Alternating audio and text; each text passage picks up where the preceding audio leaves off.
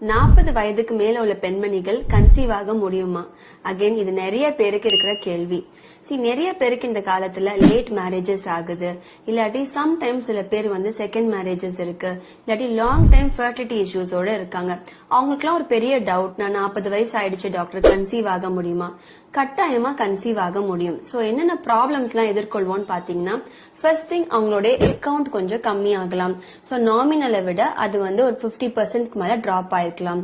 Second thing பாத்தீங்கன்னா அவங்களுக்கு சில complications like diabetes, hypertension வரதுக்குண்டான வாய்ப்புகள் இருக்கு. மூன்றாவது இம்பார்ட்டன்ட் பாத்தீங்கன்னா ஜெனட்டிக் குறைபாடுகள் கன்சீவ் ஆனதுக்கு அப்புறம் குழந்தைக்கு வரக்கூடிய வாய்ப்புகள் இருக்கு. இதுல என்னென்ன ப்ராப்ளம் இருக்கோ அதை அட்ரஸ் பண்ணிட்டு அதை சரி பண்ணிட்டோம்னா கட்டாயமா அவங்க கன்சீவ் ஆகிறதுக்கு வாய்ப்புகள் இருக்கு. எனக்கு தெரிஞ்ச நிறைய பெண்மணிகள் ஆரோக்கியமா கன்சீவ் ஆகி குழந்தையும் பிறந்திருக்கு up to the age of 45 and more. So don't worry, உங்களுக்கு ப்ராப்ளம் இருக்குன்னு நினைச்சீங்கன்னா டாக்டரை கன்சல்ட் பண்ணி உடனே அதை ரெக்டிஃபை பண்ணிக்கோங்க. Have a happy and safe motherhood.